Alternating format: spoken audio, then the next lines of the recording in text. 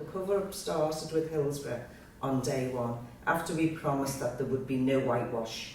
And at the time, we believed that, because, you know, we respected law, and we respected, you know, The state. The state, exactly.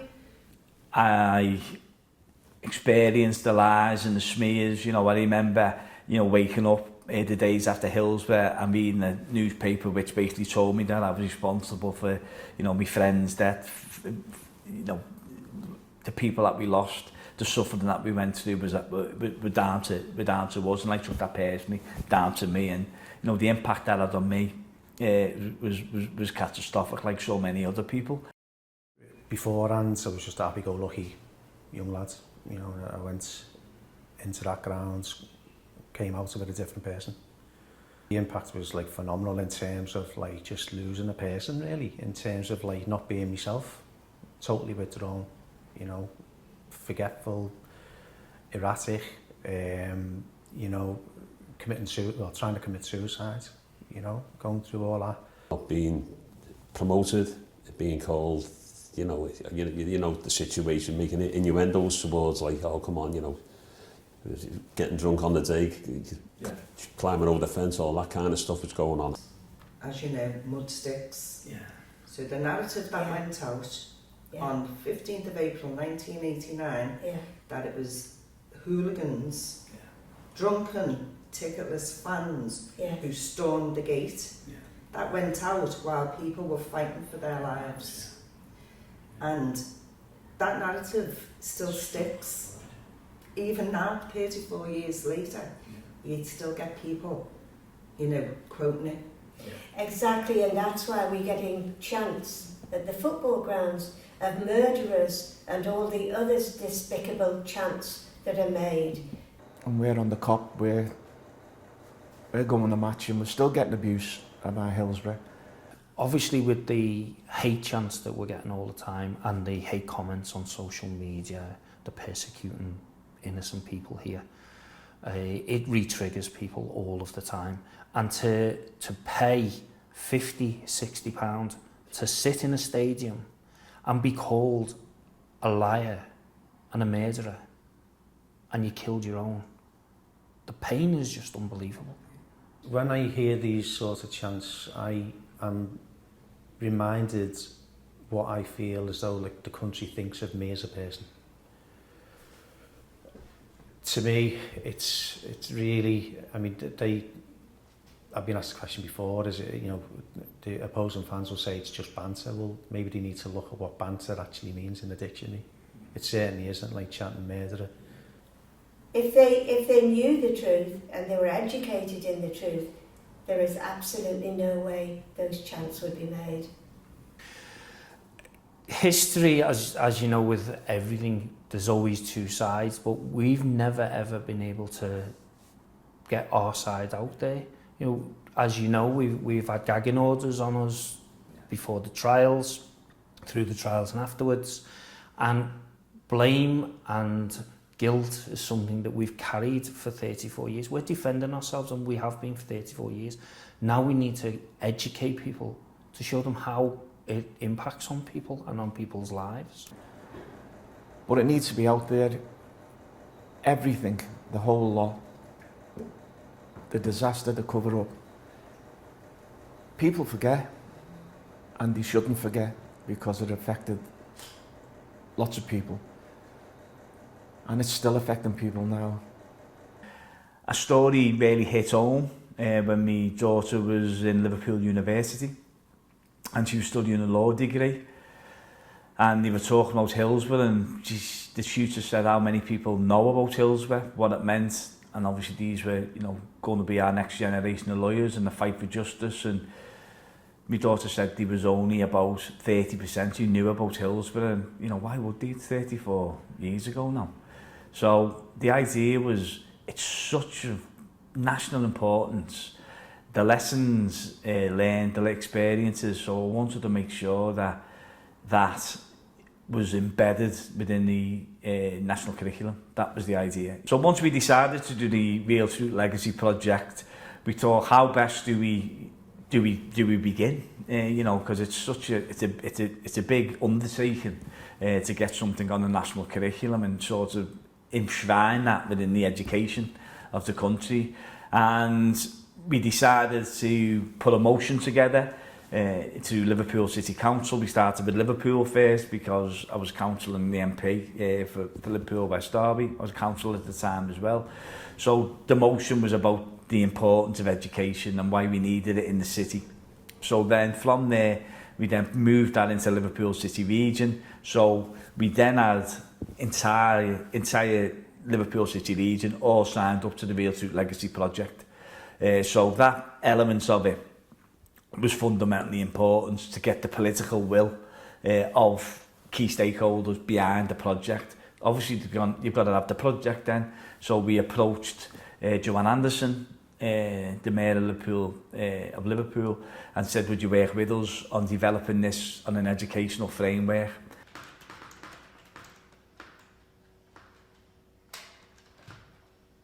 Byrne first approached me to develop the Hillsborough project. I was delighted to give it some support in terms of funding and also our support around some of the things that could be addressed for the education project. I felt it was really important, having grown up in Liverpool and Liverpool people being stereotyped across the UK and further. I felt highlighting what happens with Hillsborough would help address some of those stereotypes and myths about Liverpool. I travel the UK, and as soon as you mention Liverpool, it's everything Hillsborough, and it's always the false narratives. So I feel that we need to start educating the next generation of what actually happened at Hillsborough, the real truth. It's very, very important. We're now generations down, we've got new generations coming through. They need to be educated about the real truth about Hillsborough and what should have been done about it, so that people learn vital lessons for what happened that day. For me, it's a state crime. You know, 97 people were unlawfully killed and no one has been held accountable for it. You try and explain that to me. Yeah, I used to work in the Crown Prosecution Service, and there is, you know, miscarriages of justice around deaths in custody, which Hillsborough falls into. So it's not just this instance of Hillsborough, it happens in other places, it happens in other ways, and we have to make sure that we are aware, but also, you know, solidarity with each other to fight against the system.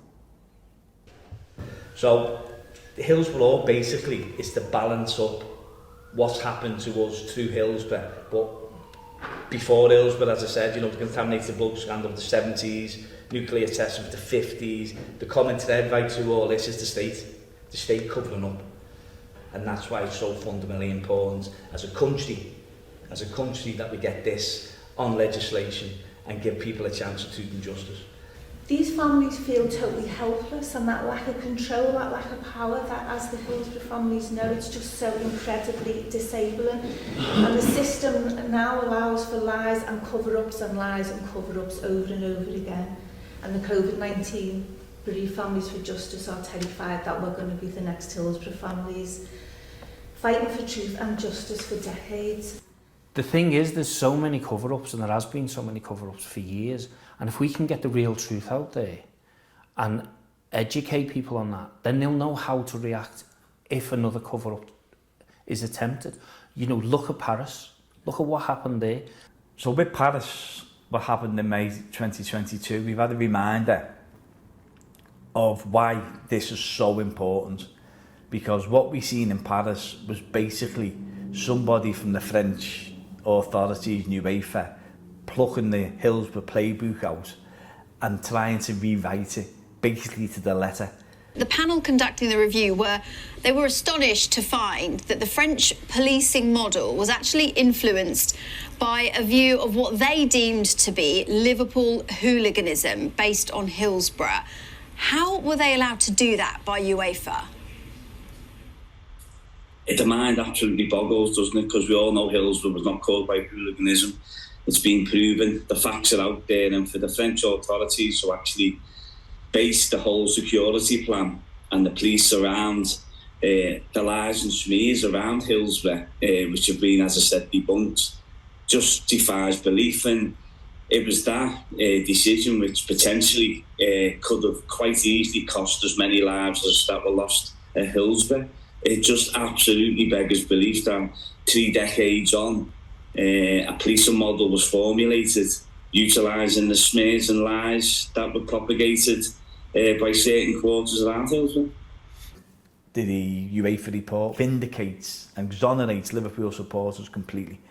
That would not have happened without our experience at Hillsborough, saving the lives of the people outside the stadium because we kept our cool under unbelievable pressure to react by the police, but then also basically taking on the French state and UEFA and to counteract their lies and smears with the truth and putting such a volume that in the end we won that part of the battle.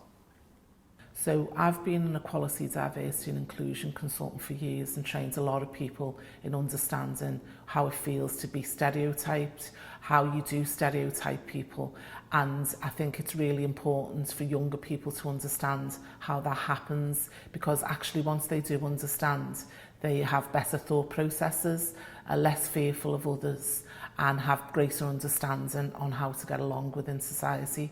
So I think this will be a tool to help teachers create that understanding between young people and pupils. Good morning, everyone.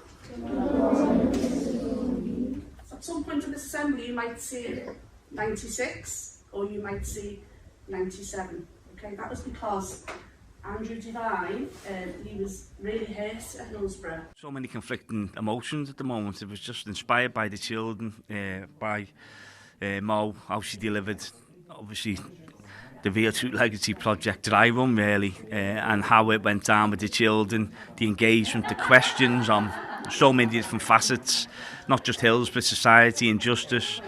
It was remarkable. So Friends and Families, they fought for over 20 years for the truth to come out. They went to court and they got lawyers and they kept failing and they kept going back and they never gave up. And they wanted truth and justice. You can hear the Hillsborough story, you can read about the Hillsborough story, but you come and be in the presence of people that were directly impacted. My goodness, it's profound. This is a human story about when righting a wrong, people who are in disadvantaged situations who don't have the resources to help them. So this is a great example of where football can change society for the good. And, this is the start of a journey for me on that, because I knew the Hillsborough story being Liverpool, but it's much bigger than that. And a great opportunity, I think, for our organisation to think about where and how we use football, the power of football, to have a positive impact on society. Even being in Liverpool, you'd be surprised how many children are unaware of what happened, or misconceptions. It happened with Grenfell. It happened with Windrush, the lies, the media, the politicians who don't tell you the truth, and it's being critical. It's seeing through to the truth, and you've got to teach children that. You've got to teach children because they're on all sorts, Twitter, Snapchat. They get the news from different places now, and it's really important that they can be critical and sift through it and get rid of the rubbish and the untruths and know the truth. For an hour, the children were. A pin could have been heard. They were so enraptured with what they were watching, what they were seeing and understanding it, and it was delivered in such a beautiful manner. We knew then that we had something which would be absolutely able to be rolled out across Liverpool City region and indeed the country. It's a real honour to be here, and also to have this part as what we're trying to do with Hillsborough. And it's called the Real Truth Legacy Project, so everybody knows about Hillsborough, they remember Hillsborough, but also the lessons of Hillsborough, which was a state cover-up. And you need to hopefully read about that and understand what the state were capable of, because we lived through them lessons in Hillsborough. And then the fight for justice, which is one of the finest fights for justice probably there ever was, led by so many magnificent people who never thought they'd be in that position. So we hope you enjoy it, learn from it, and never ever forget Hillsborough, and never ever forget the lessons of Hillsborough. Thank you.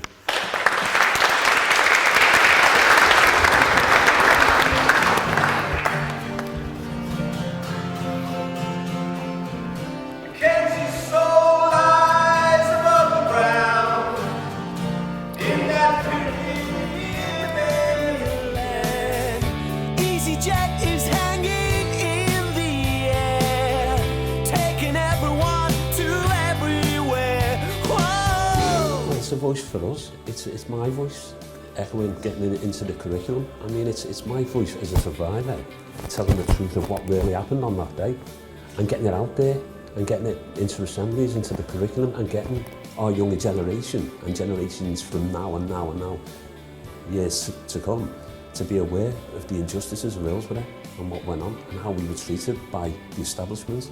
It's never going to be an easy subject, knowing that the people who are meant to protect you didn't and might not do in the future. But we have an opportunity now for people to realise that actually, you know, I think that there's a saying that the power of the people is stronger than the people in power. It is a moment in history, and it is a terrible tragedy that happens and an injustice. And so I hope that, you know, young people can remember what happens, and also to try and prevent anything like that happening in the future. The legacy is not just for the football supporters, it's for those with unaccountable power. Those in power should never be allowed to hide behind their position or their uniforms ever again. You know, one of the greatest injustices ever wreaked upon a community was fought back by working class people who just wouldn't accept that their story was not going to be heard and the truth wasn't going to be out. And it's a story which the country should be proud of.